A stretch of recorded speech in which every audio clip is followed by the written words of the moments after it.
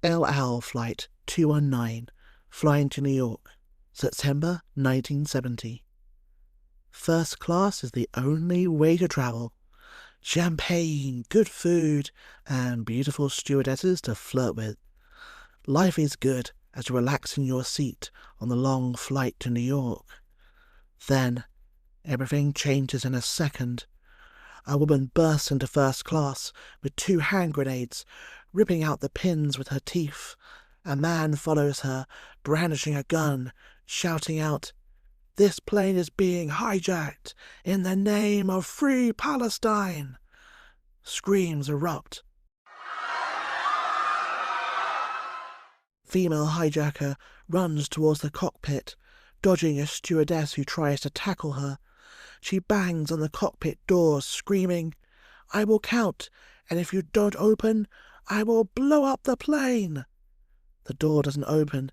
Instead, the plane drops into a steep dive, throwing everyone standing off balance.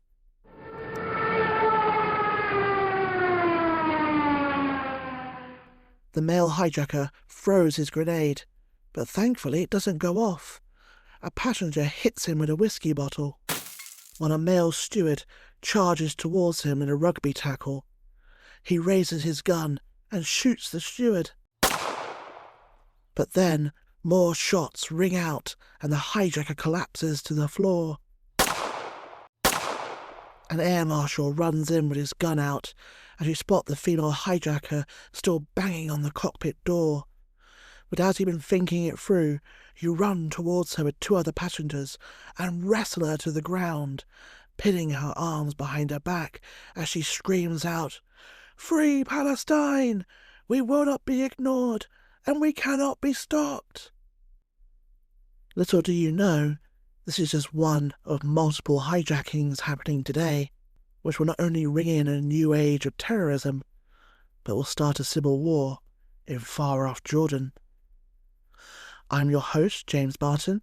Welcome to Forgotten Wars. This country is at war with Germany. Today, our armed forces joined our NATO allies in airstrikes against Serbian forces. Eagle 1, first strike, you have permission to engage the target. In the first few hours after our servicemen went to the rescue of young Americans and of democracy in Grenada, Damals uns ausgebildet. Wollen diese 4 Jahre nützlich. Hello everyone, welcome to the show. Israel-Palestine, 2 words guaranteed to start a fight at a dinner party or online. It's a seemingly unsolvable conflict that is passed from generation to generation. Today, we're covering an overlooked war that has helped make peace so hard to find: Black September. In 1970, the small Arab nation of Jordan was on the verge of becoming a failed state. Its monarchy threatened by the growing strength of the Palestinian Liberation Organisation. As the 2 sides maneuvered for power, a civil war was coming that would birth modern international terrorism and change the history of both the Palestinians and the region forever. At the beginning of the 20th century, the Middle East was unrecognizable compared to today. The Ottoman Empire ruled supreme along its coasts in today's Iraq. The rest was either under British control or left to poor desert sheikhs like the Al Sauds. Yet all was not well in the Ottomans' Arab domains. Attempts by the newly dominant Young Turk movement to Turkify the Arabs was going down like a lead balloon. When the Ottomans entered World War I on Germany's side, it would take only a spark for a revolt to break out. In Islam's holiest city of Mecca, a particularly ambitious clan made their plans. Mecca was under Ottoman control, but they delegated some responsibilities to the Sharif, or protector of the holy sites. The current Sharif was Hussein ibn Ali, of the ancient Hashemite dynasty that traced their lineage back to the Prophet Muhammad's great-grandfather. After secret negotiations with the British, he led the Arab revolt that would soon become famous in the West due to Lawrence of Arabia. It was when the war ended and the Ottoman Empire collapsed that the problems started. Britain had lived up to its French nickname of Perfidious Albion, or the lying English. We had promised the Ottomans Arab lands to at least 3 different parties. Hussein had been promised control over all these territories in return for leading the Arab revolt. At the same time, London had done a secret deal with Paris, called the Sykes-Picot Agreement, which would divide up the Middle East between them. France would get Syria and Lebanon, Britain, modern-day Iraq, and Transjordan. Finally, let's not forget the Balfour Declaration that called for a Jewish homeland in the old Ottoman province of Palestine. It was a mess, and everyone was looking at London to pay up what they had promised. Britain looked its former partners straight in the face, and then boldly tried not to offend anyone. They made Hussein ruler of the Holy Cities, while his sons became kings, Faisal of Iraq and Abdullah of Syria. However, the French weren't going to take that last one lying down. With cries of "never trust the English," they invaded Syria and kicked him out in 1921.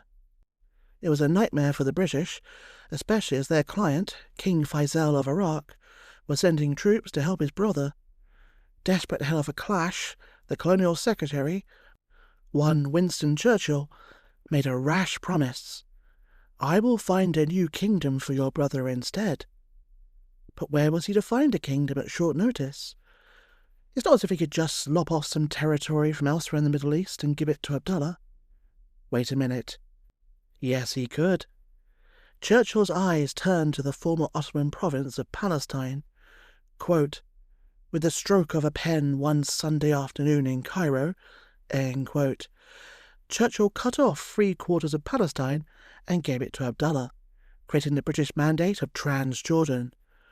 What was left afterwards, to the west of the River Jordan, became the British Mandate of Palestine, where Jewish settlement would be allowed. At least, for now. Allegedly, Churchill had been hitting the champagne and spirits hard that day, so when he was drawing a new kingdom on a map, his hand wobbled terribly. This led to a weirdly shaped borderline with Saudi Arabia, resembling a giant zigzag. Today it's often called Winston's Hiccup. Ah, the good old days, when drunken Brits could create whole kingdoms by scribbling on maps. No way that could ever lead to trouble. Transjordan, later to become the Kingdom of Jordan, would always have a split identity, deeply linked to Palestine, but not Palestine, deeply involved in the Jewish-Arab conflict, but with very different interests to the Palestinians. Life was relatively quiet for the new state until 1948. In Palestine, however, things had gone from bad to worse. A tired and worn-down British Empire was withdrawing. Civil war was now breaking out between Jews and Arabs. An attempt by the UN to partition Palestine among the various factions had only inflamed the situation further. As the British Mandate ended, the Jews declared independence and the creation of the State of Israel. Meanwhile, Egypt, Syria and Transjordan invaded to supposedly support their fellow Arabs, but actually to grab land for themselves. In a confused and violent war, the Arab states failed to crush Israel, but King Abdullah did gain the West Bank and East Jerusalem. The name of his kingdom now officially became Jordan, and its population jumped from 400,000, mainly Bedouin tribes, to over 1 million. Yet for all the benefits and prestige his new conquest brought, there was a dark side as well. The Palestinians had little loyalty to Abdullah or his state, resenting their annexation, yet they were now in the majority and controlled half the seats in the parliament. In return, Abdullah was deeply suspicious of the Palestinians. Power in Jordan was kept in the hands of his loyal Bedouins, subtly excluding the untrustworthy Palestinians. It was the beginning of the Palestinian question in Jordan, and it would cost Abdullah his life.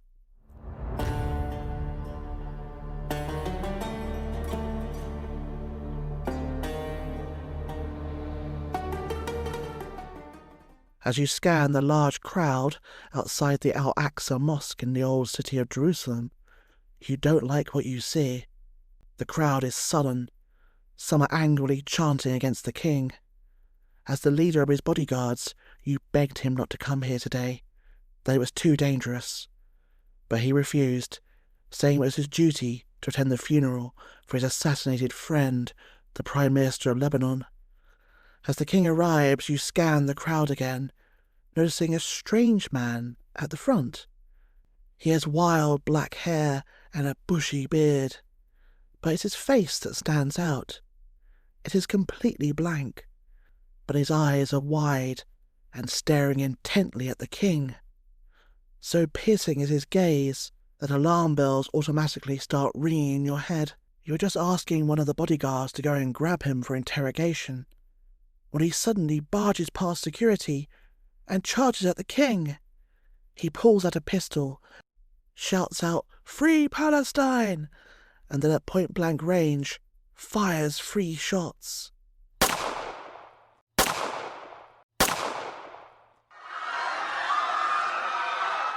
The king falls to the floor as the crowd screams in panic. Filled with rage, you gun down the assassin. You race over to the fallen king, shouting into your radio, "The king has been shot! The king has been shot!" Hit in the head and chest, Abdullah died instantly. His grandson had been walking next to him and only survived when a bullet ricocheted off a medal he was wearing. The assassin was a 21-year-old Palestinian tailor. He had a long history of terrorism against the British and was a supporter of the former Grand Mufti of Jerusalem and Nazi ally Amin al-Husseini. Abdullah's son Talal became king, but as he suffered from mental illness, he was soon shoved aside, and his son Hussein was crowned in his stead. Hussein had almost died alongside his grandfather, saved only by that strategically placed medal we talked about earlier. He would go on to become one of the most respected statesmen in the Middle East and the saviour of the Hashemite dynasty in Jordan. But for now, he was just a 16-year-old, inheriting a highly dangerous situation. It's fair to say the Middle East is never exactly peaceful, but it was going through a particularly chaotic period in the 50s. In Egypt, the monarchy was overthrown in 1952 and replaced by the young, handsome and charismatic Colonel Gamal Nasser. He was soon the frontman for Arab nationalism, calling for the destruction of Israel and the overthrow of pro-Western rulers like Hussein. Then, in 1958, his fellow Hashemite monarch, King Faisal II of Iraq, was overthrown. The royal family met a particularly grisly end, shot in the head, and their corpses defiled by an angry mob. Hussein was the only Hashemite monarch left standing. As he surveyed his kingdom, he could see a potential threat to his throne from the Palestinians, who would be all too happy to see him gone, and worship Nasser like a god. As an American official recalled, quote, "The Palestinians in that area, in the Jordan-Israeli area, were a powder keg waiting to explode. The biggest camp was called Aqabat Jabba. I think there were 100,000 people living there, and they had nothing to do but breed and listen to broadcasts. And we are talking about Nasser broadcasts." End quote. They were even arming themselves now. By the mid-50s, the Palestinians were forming the Fayadin, or those who sacrifice units. They were guerrilla units, sabotaging Israeli oil and gas pipelines and ambushing their soldiers. They started off in Egypt and Syria, but these were strictly under the control of the regimes there.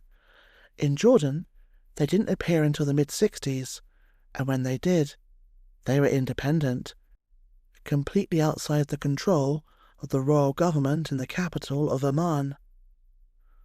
Jordan was paying an increasingly heavy price for the Fayadin's guerrilla war, as Israeli retaliation destroyed village after village and battered the country. By 1967, there was already a legacy of mistrust between the Palestinians on one side and the king and his loyal Bedouins on the other.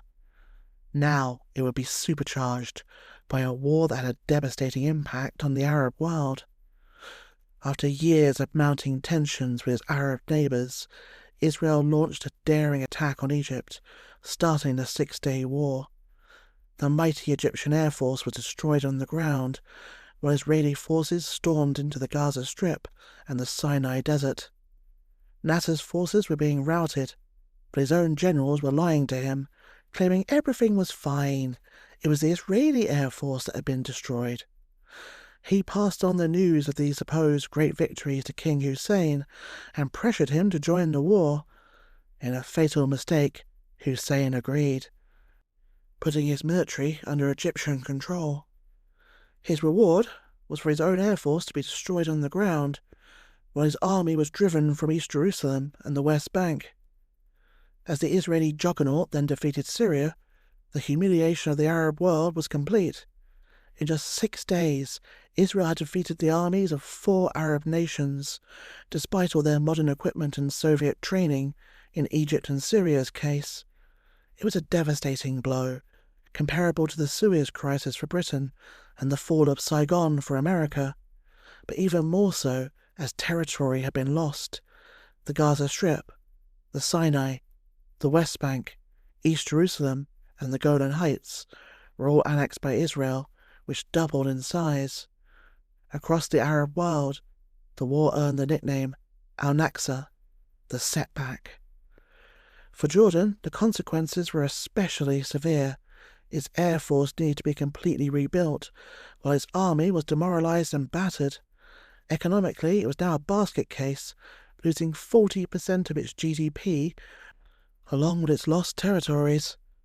On top of all this, it now had to absorb 300,000 Palestinian refugees who had fled across the River Jordan from the West Bank.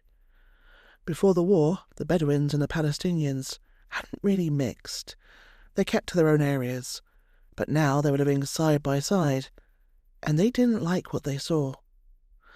The Palestinians tended to be more educated and sneered at the Bedouins as rural hicks, dismissed as al-Hofa, the barefoot ones. The Bedouins sneered right back that these new arrivals were cowards, accusing Palestinian units in the Jordanian army of, quote, running like rabbits, end quote, during the war. A major culture clash and ethnic resentment was now brewing between the two sides. Adding to the resentment was the war of attrition that Egypt had declared against Israel. A conventional struggle was not possible for now. Egypt and the other Arab states needed time to rebuild their armies.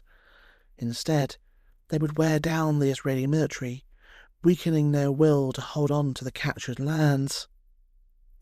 In the Sinai Desert, artillery duels raged across the sands, while the Israelis started bombing Egypt in retaliation. The Egyptians begged their Soviet allies for better fighter jets.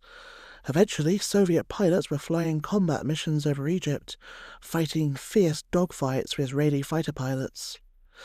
The Fayyadin in Jordan were only too happy to join in, under the leadership of the new Palestinian Liberation Organisation, or PLO. These days it rarely makes the headlines, having been overshadowed by Hamas, but from the 1960s to the 2000s, it was the face of either Palestinian terrorism or Palestinian freedom fighters, depending on your viewpoint. It wasn't a unified organisation, however. It was more an umbrella, sheltering dozens of different factions that feuded amongst themselves. There were Arab nationalists, Islamicists, communists, Arab socialists, and everything in between. One of its leading lights was Yasser Arafat, head of the rapidly growing Fatah faction. If you were born in the 80s like myself, his name brings to mind a corrupt old man who appeared on TV every time there was trouble in the Holy Land. But in the 1960s, he was in his prime, a charismatic figure wearing black sunglasses. He wasn't yet the dominant leader of the PLO, but as Fatah mined roads and attacked Jewish settlements, his prestige was rapidly growing. He established a base near the Israeli border called Karama, or Dignity in Arabic. Hussein was caught in a dilemma. He feared Israeli retaliation and tried to exert some control over the Fayyadin. But both the Palestinian population in Jordan and the wider Arab world loved them. He awkwardly went from declaring, quote, the time may come when we will all be Fayyadin, end quote, to sending troops to evict Arafat from Karama. Instead, the Jordanian troops were surrounded and forced to retreat. in the first test of wills. Hussein had blinked first. Israel decided enough was enough. They would destroy Karama and hopefully capture Arafat. They were overconfident, especially after their stunning victory in the 6 Days War. A surprise raid would be launched that would effortlessly destroy the camp before the Arabs could even think to resist. That's not quite how it went down. As Operation Inferno began, Israeli paratroopers became bogged down in urban warfare, fighting an elusive enemy amid the rabbit warren of buildings that made up the camp. As Israeli armoured units raced to provide support, the Jordanian military's artillery opened up. Soon the quick raid had become a 15-hour grueling battle as the Israelis fought both the Fayadin and the Jordanian army. The camp was eventually destroyed, but at a high cost. 28 Israelis were dead and 90 wounded. Worst of all, they didn't catch Arafat. It was a small fight in comparison to the 6 Days War, but it would have outsized influence for 2 reasons. The first was that it happened at just the right time, when the Arab world desperately needed a victory after its humiliation. The seemingly invincible Israelis getting a bloody nose was just the ticket. Secondly, King Hussein gave all the credit for the supposed victory to the PLO, despite the fact it was his own troops that had done most of the fighting. Despite being a minor battle that was really something of a draw, Karama became a legendary Arab victory, a David versus Goliath story. Fatah was transformed into the leading faction of the PLO. 5,000 volunteers joined in just 48 hours after the battle. Soon, by late March 1968, 20,000 Fayadin were being trained to fight Israel. The Persian Gulf states raised money for them for a 5% tax on the salaries of their tens of thousands of resident Palestinian workers, and a fund drive in Lebanon raised $500,000 from Beirut alone. Arms and offers of training flowed in from Iraq and Syria. Arafat became chief of the PLO, and his face appeared on the front cover of Time magazine. A really big deal then. Hussein was now facing a monster. As their fame, wealth and power grew, so did the PLO's arrogance. They started creating their own state within a state, where the authority of King Hussein was non-existent. Fatah might have got away with this if they were totally in control of the PLO. However, they were just the first amongst equals out of 30 different Palestinian groups. Soon, Arafat was unable to control the side effects of his state within a state, which saw armed Fayadin acting little better than arrogant punks. As one observer recalled, quote, "They drove noisily around Amman in jeeps with loaded weapons, like an army of occupation. They extorted financial contributions from individuals, sometimes foreigners in their homes and in public places. They disregarded routine traffic regulations, failed to register and license their vehicles, and refused to stop at army checkpoints. They boasted about their role of destiny against Israel and belittled the worth of the army. Their very presence in Amman, far from the battlefield, seemed like a challenge to the regime." End quote. Kidnappings, murders and rapes by the Fayadin became routine events. A chief of the Jordanian royal court claimed that in one extreme instance, quote, "the Fayadin killed a soldier, beheaded him, and then played football with his head in the area where he used to live." End quote. They even set up a parallel judiciary system called the Revolutionary Courts. Their supposed autonomy was abused to the point that the residents of the refugee camp of Wadat proudly proclaimed a Republic of Palestine. This all meant that the Hashemite monarchy now had to contend with a dual power system that undermined its very sovereignty. Arafat did nothing, refusing to condemn or rein in his forces. To be fair, I don't think he was looking for a fight with King Hussein, but he didn't have the power to get the Fayadin to behave. He stayed silent so as not to show weakness, but it only made him look like the puppet master pulling the strings. As the arrogance and violence raged in the cities, the culture clash with the conservative Bedouins got worse. In the age of Hamas, We tend to assume Palestinian movements always have an Islamicist tinge, but from the 50s to the 80s they're actually quite secular, especially the Marxist Democratic Front for the Liberation of Palestine. As well as sounding like a group from Monty Python's Life of Brian, it seemed almost reddish, flouting the Bedouins' strict beliefs on female honour and religion. For example, on Lenin's 100th birthday in 1970, the front hoisted red hammer and sickle flags above mosque domes and broadcast communist speeches from minarets, while also vandalizing the walls of mosques with Bolshevik slogans such as "All power to the people" and "Lenin is the true prophet." This didn't go down well with the Bedouins, to say the least. They were even less amused when the front openly boasted of members enjoying casual sex, rejecting marriage, smoking marijuana, and eating pork. Soon it became a rock-solid belief among the Bedouins that Palestinians were drug-taking, degenerate Satan worshippers. As the Democratic Front did its level best to offend seemingly everyone, others began openly calling for the overthrow of King Hussein. The Popular Front for the Liberation of Palestine, led by George Habash, was the most radical faction in the PLO, and that's really saying something. Hardcore Marxists, they called Hussein a, quote, reactionary tool of British imperialism, end quote, who should be removed from power and Jordan transformed into an armed camp, completely devoted to guerrilla warfare against Israel. The brazenness of some of the Palestinian leaders was really extraordinary. I can only assume the fame and power was going to their heads. Just as the PLO was making itself unwelcome, its war with Israel was devastating the Jordanian economy. For every successful attack by the Fayadin, Israel retaliated harshly. The Jordan Valley, the richest farmland in the whole country, had practically been abandoned because of the war of attrition. Israel pounded its villages with artillery and destroyed the vital irrigation canals, forcing 70,000 people to flee to the cities. The land was left fallow. Those few who remained had to dodge artillery shells and avoid getting shot by Israeli planes. As the PLO was forced further and further into the Jordanian interior, civilian casualties also shot up. By 1970, things were not looking good for Jordan. Its economy was in freefall.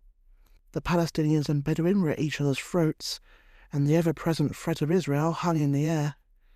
Hussein was in a severe dilemma. If he used force to oust the Fayadin, he would alienate himself from the Palestinians in the country and the whole Arab world.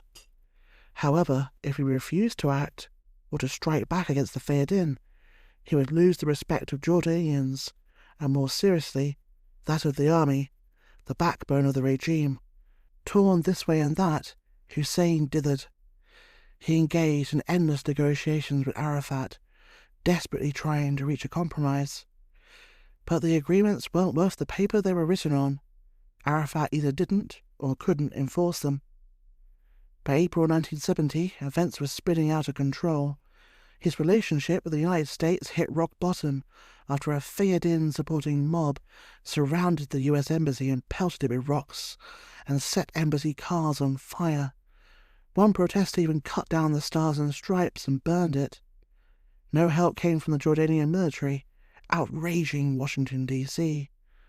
Relations became so bitter that the US ambassador was expelled.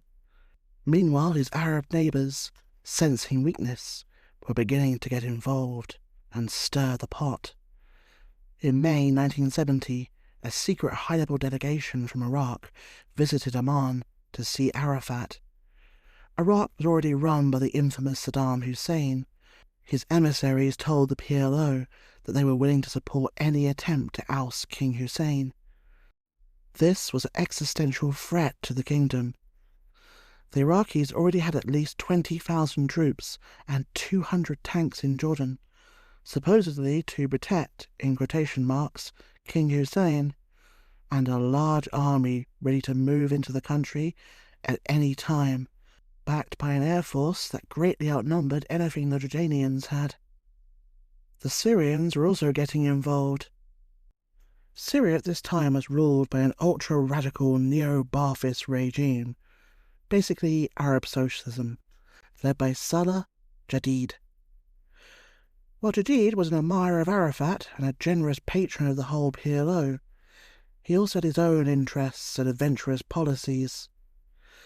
He helped form his own faction among the Palestinians called the Saqqa, whose sole job was to destabilize King Hussein's regime. They behaved almost like spoiled teenagers at times. When meeting the king, they would pound the table and scream abuse.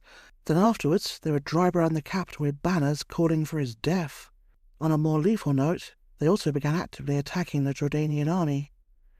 The king's enemies seemed to be multiplying by the day. How could he possibly save his throne? The pressure must have been intense, and it was only going to get worse. By the summer of 1970, the Jordanian army was on the verge of losing its patience. After being shot at by Fayadin, a tank battalion moved from the Jordan Valley without any orders from Amman, intending to retaliate against them. It took the personal intervention of the king, who blocked the road with his own royal car to stop a clash. The king couldn't be everywhere, though. Fighting kept breaking out. Soon, gunmen would come for him as well. After his intelligence service headquarters was attacked, he paid a visit, only to drive straight into an ambush. He survived, but only barely. Bedouin units of the army were outraged and shelled the Palestinian refugee camps in the capital. Fighting raged for 3 days, leaving 300 dead and 700 wounded. By now, the Palestinian camps were heavily armed fortresses, with downtown Amman forbidden territory to the army or the royal government. It was a state of affairs that just couldn't go on. Yet another ceasefire was signed, but George Habash and his men refused to abide by it. They took 68 foreigners hostage in Amman. Holding them in 2 hotels, they demanded Hussein fire 2 senior military aides, known to be hardline anti-Palestinians. To get the hostages released, Hussein removed them, and the process antagonized his own loyalists in the army. Condemning the king's supposed weakness, factions in his own government began to plot. His intelligence service was very good, and I mean very good. It would be a major reason why Hussein would survive. They had infiltrated the Fayadin and even set up their own PLO faction, the so-called Victory Brigades. The brigades set out to antagonize the Bedouins in the army as much as possible, kidnapping and killing their comrades, threatening their women, and hijacking the military vehicles which transported the monthly salaries for the whole Jordanian army. Soon, real Palestinian factions were joining in, not wanting to be outflanked on who was the most radical. The Bedouins of the army soon hated the Fayadin with a burning passion. There was also a mysterious character at the largest refugee camp in Jordan, Bakwa, who claimed to be a spokesman for George Habash. He gave provocative speeches every day to thousands of listeners.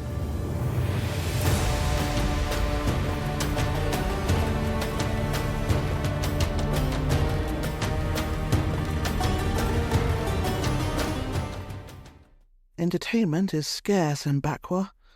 Listening to the radio or a speech from one of the various factions is all there is.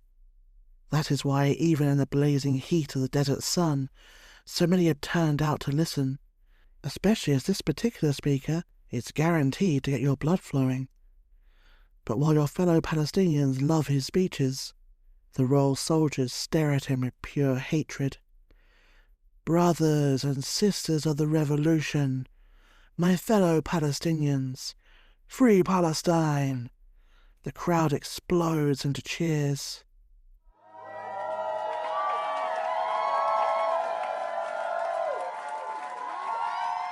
The royal government is in bed with the Zionists. They are drunkards and drug takers, while the queen is a whore.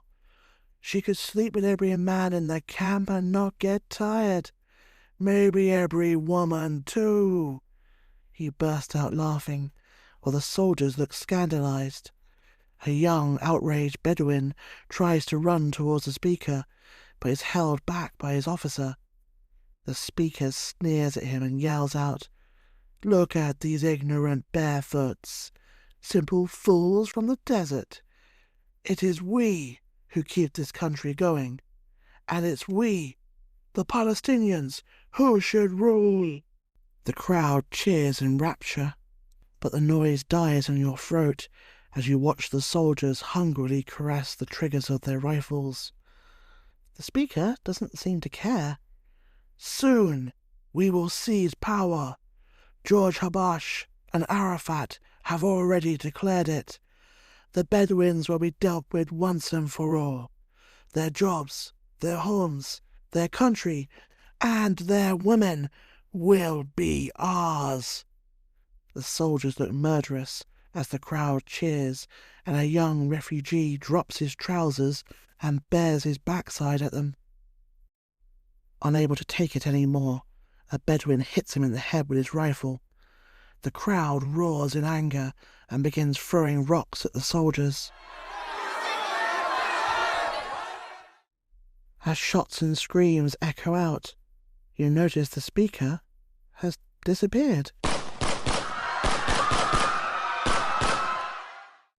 I wasn't exaggerating in this dramatization.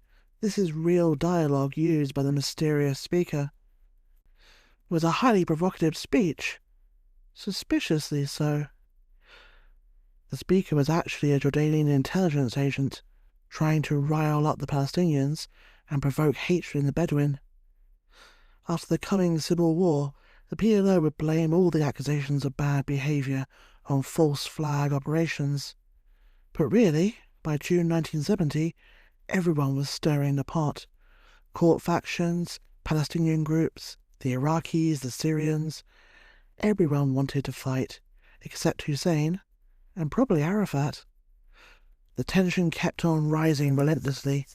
When Egypt's Gamal Nasser agreed to a ceasefire in the war of attrition, and King Hussein supported the move, an outraged Abbas promised that, quote, "We will turn the Middle East into hell," end quote, while Arafat invoked the Battle of Marathon in 490 BC and vowed before a cheering crowd of 25,000 Palestinians in Amman on July the 31st, 1970, that, quote, "We will liberate our land," end quote.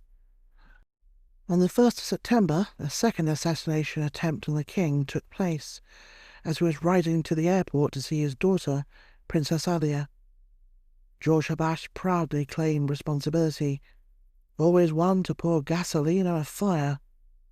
Fighting erupted again, and the Iraqis, on alert and in control of much of eastern Jordan, publicly threatened to intervene to support the Fayadin.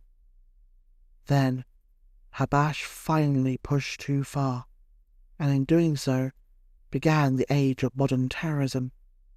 He organized a daring mass hijacking of commercial airliners to publicize the Palestinian cause.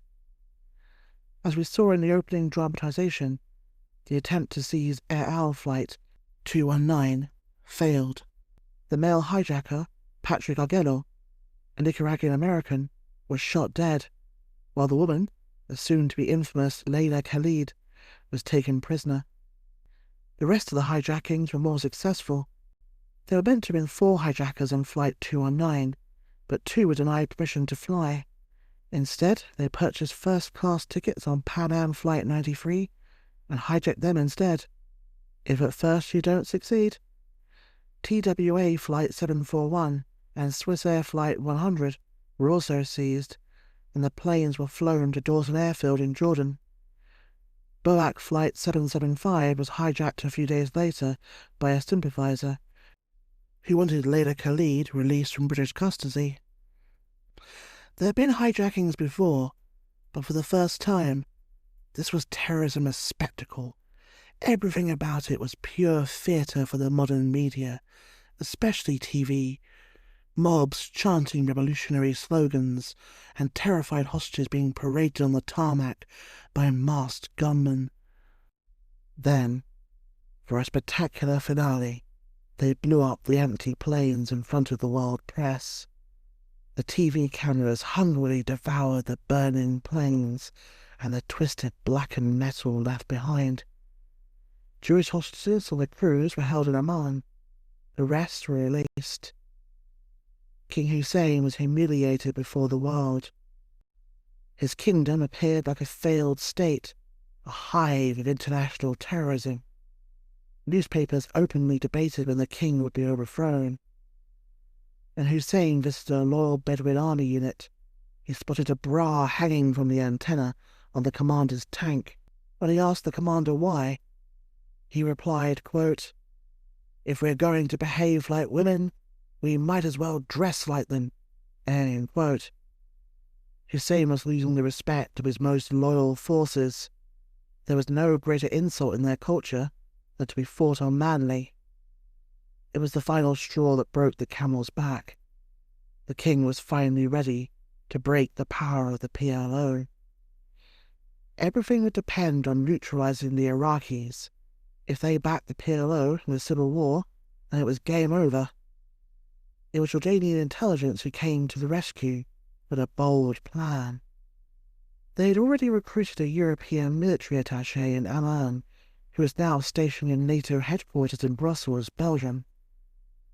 He stole some planning documents, which the Jordanians used to fabricate a supposed US plan to attack Iraq if they intervened in a Jordanian civil war. These forgeries were then given to another Iraqi agent, who sold them to the Iraqi embassy in Turkey. With the ground well prepared and civil war about to break out, the commander of the Jordanian army called in the Iraqi military attaché. He told him that the Royal Army was fully informed of the Iraqis' involvement with the Fayadin and had detailed information on their deployment, and was ready to work with the Americans to destroy them. The Americans allegedly already had a team in Amman preparing for the attack. It was a massive bluff, upon which the fate of both Hussein's throne and the whole nation rested. But it worked. Saddam Hussein fell for it hook, line and sinker. The greatest threat was neutralized as the civil war began. On the 15th of September, the Fayadin took control of the city of Irbid in the north and proclaimed it a liberated zone. Hussein declared martial law and put in place a military government run nominally by a loyal Palestinian. He was originally going to strike on the 16th of September, but postponed until the 17th for a ludicrous reason. The fortune-teller of his sister-in-law in London said the day was unlucky. The bizarre things that change history. On the 17th, 50,000 troops of the Jordanian army, mostly Bedouins, but also some Palestinian units, received the order to attack PLO strongholds across the kingdom. Some of the heaviest fighting would take place in the capital of Amman. Its population was 70% Palestinian, and the vast Wedat and Hussein refugee camps were PLO fortresses. Loyalist artillery and bombers pounded the camps, while tank divisions, their crews' faces blackened with soot, pushed into the city centre. It was an intense battle. The 20,000 Fayadin fighters were well prepared. Their resistance was fanatical, forcing the Jordanians to fight street by street, house by house, ambushing their convoys and launching suicide attacks on their tanks.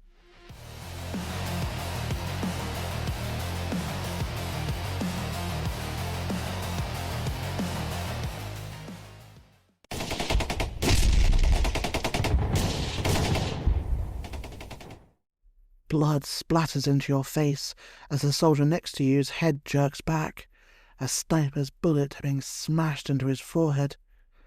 Taking cover behind the tank, you rake the nearby windows with bullets.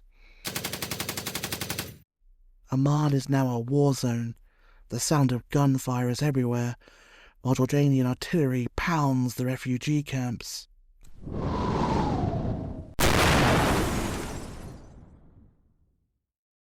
Fires have started, belching out black smoke into the sky. It's your mission to finish the job and drive out the PLO gunmen from their strongholds. But it's a rabbit's warren of concrete buildings and narrow streets, perfect for ambushes.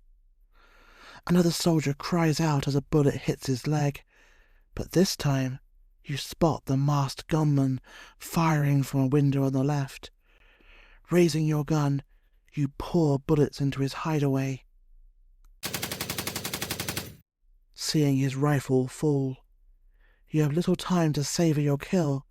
Trucks filled with masked Fayadin and armed with heavy machine guns ride up, blasting away. As you take cover from the spraying bullets, the tank's gun belches out a shell, and the lead truck disappears in a fireball.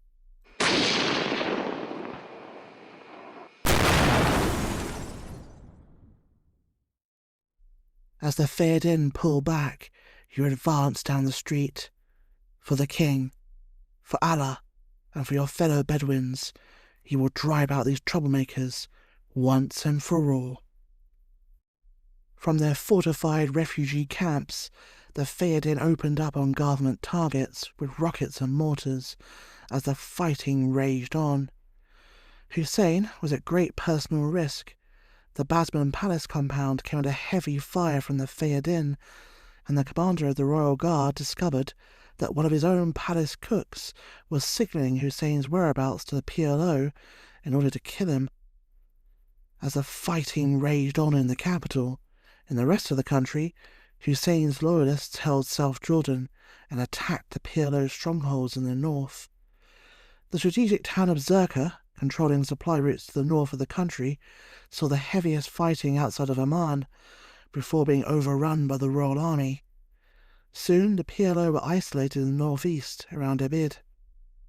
Arafat had tried to call for a general uprising by the Palestinian majority against the king, but it had fallen fairly flat. In the two army divisions that were majority Palestinian, not one man deserted. In all, only 300 soldiers and one senior officer defected to the Fayadin during the crisis. The Palestinian Prime Minister and his martial law government later defected to Libya, but he was a figurehead anyway. Why did Arafat's call fall flat? The reason was the very factionalism that dogged the Palestinian cause. The dominance of Arafat and his Fatah faction wasn't universally liked. There were plenty who'd be quite happy to see him taken down a peg or two. Also, many of the Palestinians who were particularly religious had been gravely offended by the actions of the Democratic Front and the radicalism of George Habash. All this meant that while the Bedouin remained united, the Palestinians certainly didn't. With the Iraqis refusing to help because of the false fear of American attacks, Arafat had one last card to play: Syria. On September the 18th, a small number of Syrian tanks crossed the border and entered Jordan, with the insignia of the Palestinian Liberation Army on their turrets. The 40th Jordanian Armoured Brigade engaged them and managed to halt their advance, but the crisis in the north soon got a whole lot worse. By the 21st, Syria had sent 16,000 troops and almost 300 tanks to aid the PLO, capturing key crossroads that led straight to the capital of Amman, where fighting was still going on. It was the darkest time of the whole crisis for King Hussein. He asked for airstrikes by British planes, but was turned down. London had already dismissed his regime's chances of surviving. America, bogged down in Vietnam, also was not for getting involved in yet another foreign conflict. In his desperation, Hussein even considered Israel. However, Tel Aviv was deeply divided over whether it was in Israel's interest to keep Hussein in power. Israeli Foreign Minister Abba Eban told the US ambassador to the UN that, quote, "The world would not come to an end if King Hussein departed the scene," end quote. He implied that it would be easier for Israel to reach an accommodation with the Palestinians if they, quote, "dominated the state of Jordan, because then Jordan would become Palestine," end quote. Many in the Israeli government agreed with him. In the end, Israel did send some aircraft to perform sonic booms over the Syrian tanks as a warning, but they ignored them. You often see in Western accounts that Hussein was saved by American and Israeli strategic brilliance, but it's not actually true. In the end, the Americans and Israelis spent a long time debating what to do, while Hussein saved the situation himself, with a little help from Pakistan, and ironically, Syria itself. Jordan had close relations with Pakistan, and after the Six-Day War, they had sent a military mission to help the king rebuild his forces. The leader of the Pakistani advisors in 1970 was General Zia-ul-Haq, soon to become dictator of his country. But for now, he rendered sterling service to Hussein. Heading to the front lines, he helped lead a major Jordanian armoured counterattack against the Syrian invaders. Hussein also greatly benefited from the disarray back in the Syrian capital, Damascus. The Syrian government was almost as divided and faction-ridden as the PLO. Salah Jadid was currently dictator, and he was a great supporter of both the PLO and the whole idea of guerrilla war against Israel. But his great rival, Defense Minister Hafez al-Assad, wasn't nearly so keen on foreign adventures. Hoping to trip up his rival for power, Assad, head of the Air Force, refused to provide any air support. Completely vulnerable from the air, the Syrian tanks were soon being wiped out by the Jordanian Air Force, just as they were trying to deal with Zia's counterattack. They took a beating. 150 killed and wounded, 200 captured, and 120 armoured vehicles destroyed. With the invasion turning into a debacle, the Syrian army withdrew back to its own borders, its tail firmly between its legs. Jadid had been humiliated. Soon he'll be overthrown by the triumphant Assad, whose family would rule Syria until 2024.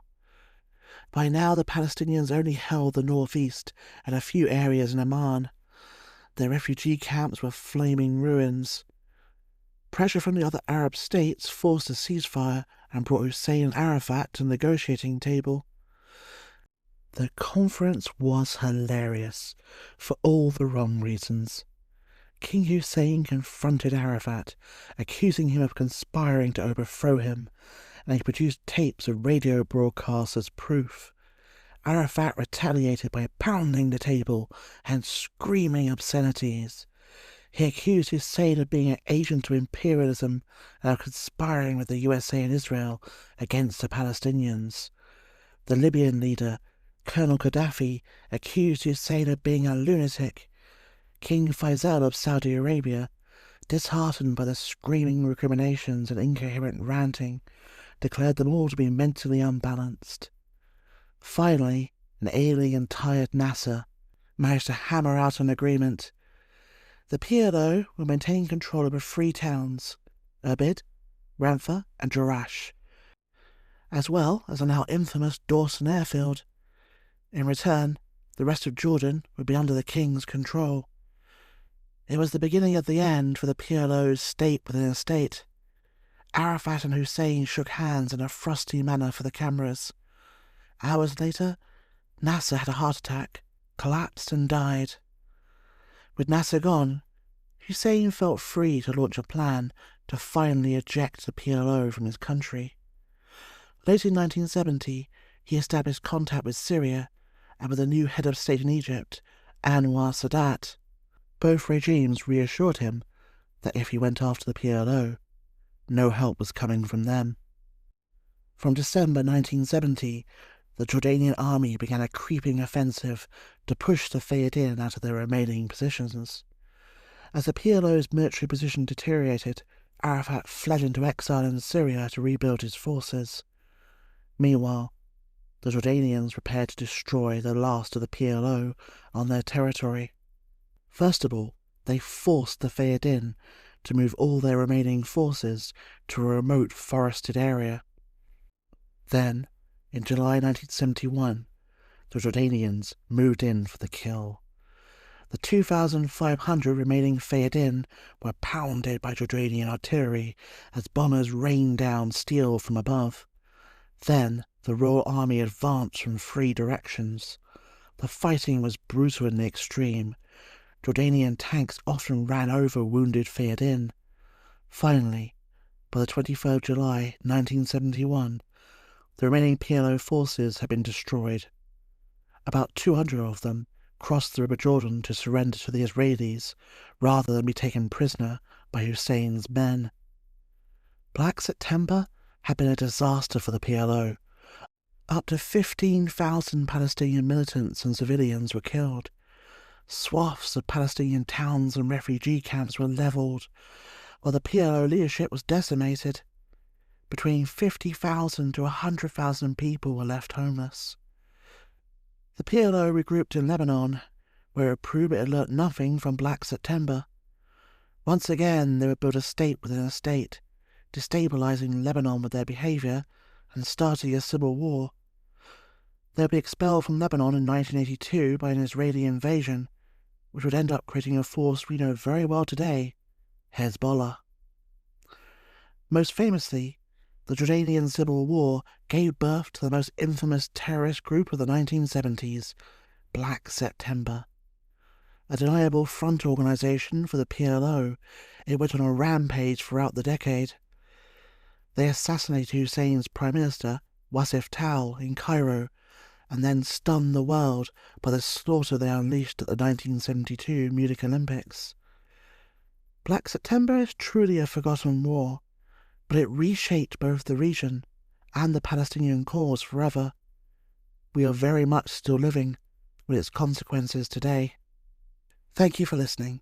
To help the podcast grow, please like, leave a review, or tell a friend. In our next episode, we cover one of the great forgotten American heroes of World War II. Peter Ortiz had already lived an adventurous life before 1939, serving in the French Foreign Legion and as a technical advisor in Hollywood. As America entered the war, he joined the Marines, and soon Ortiz would be parachuting into Nazi-occupied France to aid the French resistance as part of the OSS, helping them to wage a reign of terror against the German occupiers. Soon, Ortiz would become the most hunted man in Hitler's Europe.